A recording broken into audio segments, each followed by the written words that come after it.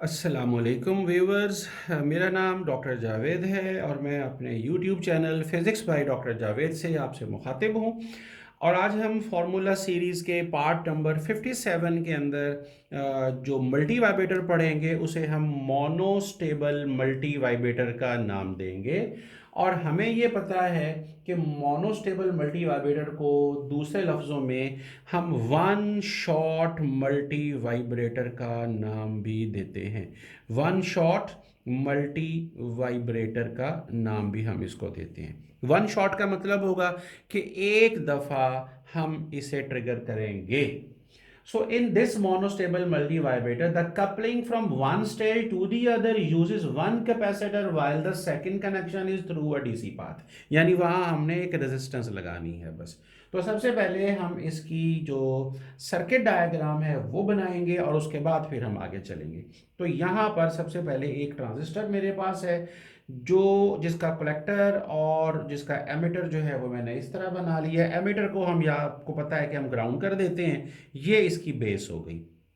इसी तरह जो ट्रांजिस्टर है यहाँ पर इसका ये कलेक्टर होगा और ये इसका एमिटर है और एमिटर को मैंने यहाँ पर ग्राउंड कर दिया।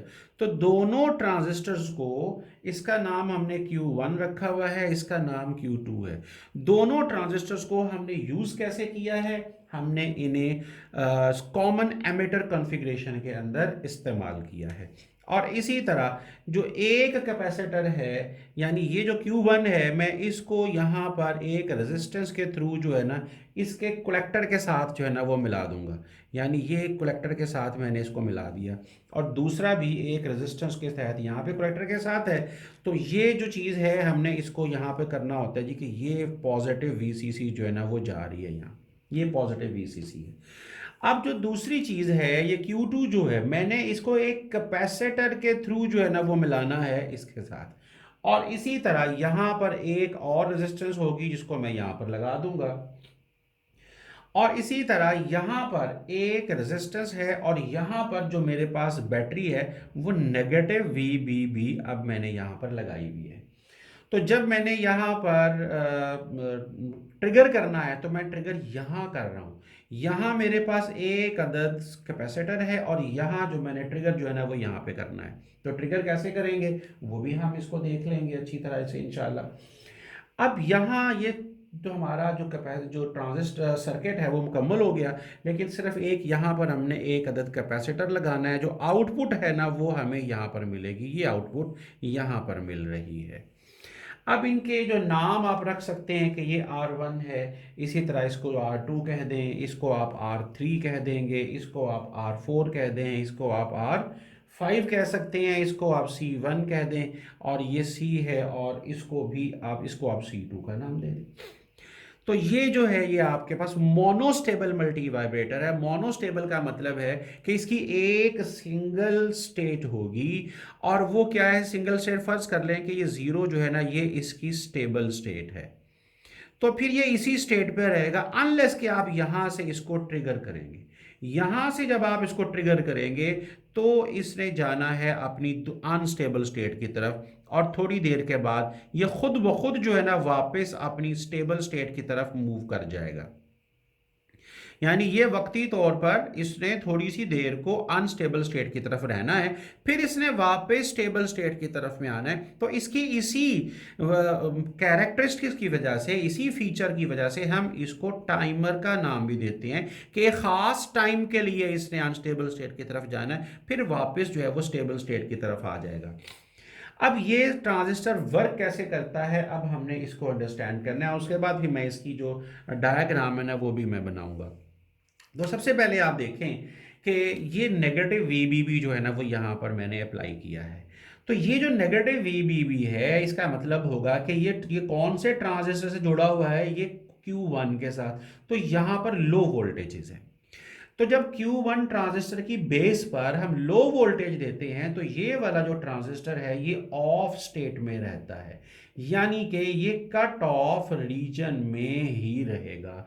और जब कोई ट्रांजिस्टर कट ऑफ रीजन में रहता है तो उसके जो कलेक्टर के वोल्टेजेस होते हैं वो हाई होते हैं और आप देख रहे हैं कि ये जो हाई वोल्टेजेस हैं हमने इनको यहाँ पर लेकर आ रहे हैं, इनपुट जो है Q2 को के साथ हमने तो यहाँ पर हाई वोल्टेज मिल गए इसको। जब यहाँ हाई वोल्टेज मिलेंगे तो ये वाला जो Q2 होगा ट्रांजिस्टर ये ऑन स्टेट में चला जाएगा, यानी कि ये सैचुरेशन रीजन में पहुंच जाएगा।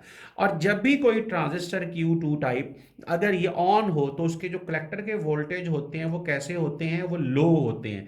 तो ये लो में ही रहेगा, यानी ये स्टेबल स्टेट के अंदर ये रहेगा जब तक कि आप यहां से ट्रिगरिंग नहीं करेंगे। ये इसी स्टेट में चलता रहेगा चलता रहेगा चलता रहेगा। अब आपने ट्रिगर करना है। ट्रिगर करने का तरीका क्या है? जो ट्रिगर करने का तरीका है वो ये है कि ये एक हमारे पास बहुत ही शॉर्ट ड्यूरेशन की हाई मैग्नीट्यूड की एक जो है ना वो पल्स होती है। तो ये पल्स रीशेप कर देगी इसको। कैसे करेगी? अब आप ये देखें कि ये पल्स बढ़ भी रही है, यानी ऊपर इंक्रीज भी हो रही है और फिर डिक्रीज होकर जीरो की तरफ भी आ रही है। तो ये दोनों इसके जो चीजें हैं वो यहां पर वाजे होंगी। तो ये मैंने बताया कि for a very small duration of time के लिए ये हाई मैग्नीट्यूड की जो पल्स है वो हमने यहाँ देनी है जो इसे ट्रिगर कर रहा है। ट्रिगर का मतलब होगा, और ट्रिगर हम कहाँ अप्लाई कर रहे हैं? Q1 ट्रांजिस्टर को दे रहे हैं। तो ये जो हाई है ना, जो इसका जो लो वोल्टेज पे था पहले, अब ये हाई पे चला जाएगा वक्ती तौर पर। और ये हाई जो है अगर जब होगा तो हमारा Q1 ट्रांजिस्टर जो है वो ऑफ से ऑन में तब्दील हो जाएगा, ऑन स्टेट में जाना शुरू हो जाएगा। यानी इसका मतलब है कि वो सैचुरेशन रीजन में जाना शुरू हो जाएगा। जब ये हाई है तो हमारा कलेक्टर वोल्टेज कैसे हो जाएंगे? अब वो लो हो जाएंगे।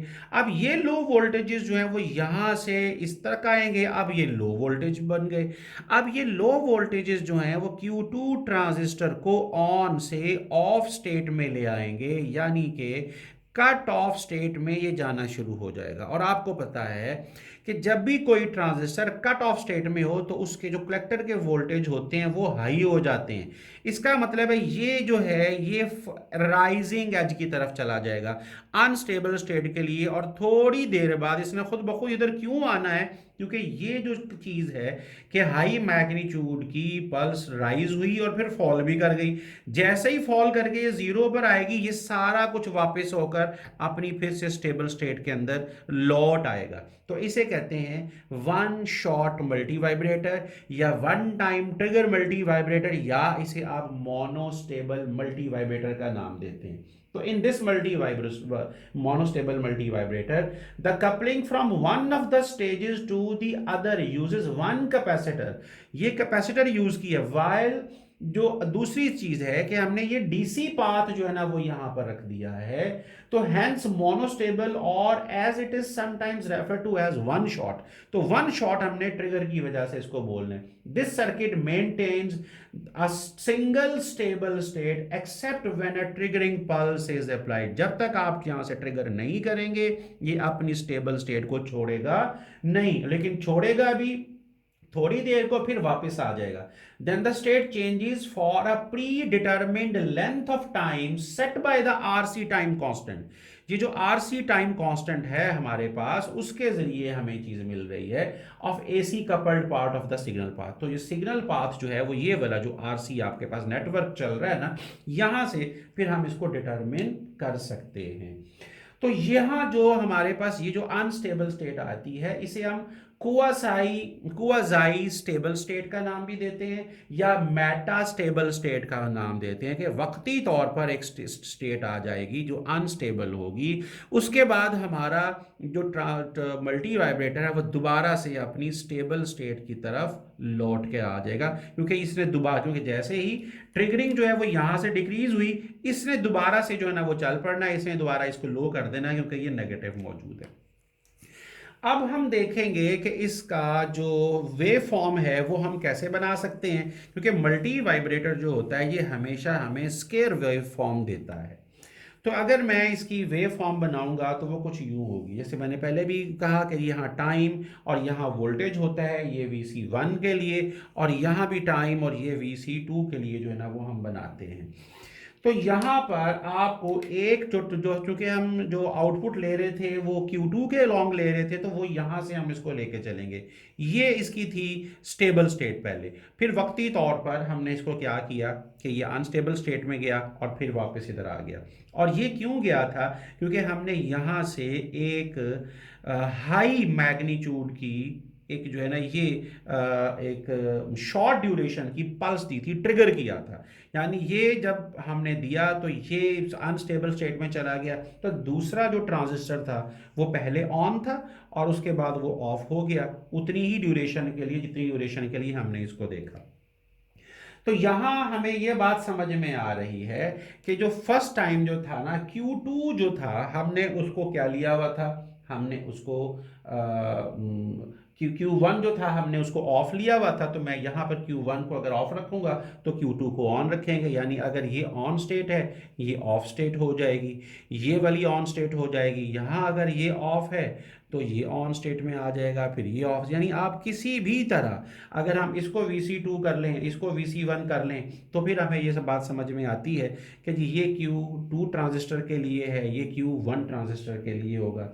एडवांटेज इसके क्या है कि जी वन ट्रिगर आपने अप्लाई किया, ये इसका एक एडवांटेज है कि हमें वन ट्रिगर इसको अंदर देना पड़ता है। सर्किट कैसा है हमारा? वेरी सिंपल सर्किट है और ज़्यादा महंगा भी नहीं होता। और डिसएडवांटेज सिर्फ इसका ये है कि time between the application of the trigger pulse जो है वो ग्रेटर होता है आरसी नेटवर्क के, यानी जो time between the application of trigger pulse, क्योंकि ट्रिगर पल्स जो है ना वो बहुत छोटी सी है, तो ये टाइम जो है ना इसका वो ज़्यादा होगा आरसी नेटवर्क के टाइम के हिसाब से। तो ये this is the one disadvantage. तो मोनोस्टेबल एम्पली मल्टी वाइब्रेटर जो है ना वो ये था हमारा। सो ऑब्जेक्टिव क्या है कि one resistance capacitor network determines the duration of one short output. Amplifying devices are जो थी ट्रांजिस्टर, दोनों को हमने कनेक्ट कैसे किया था?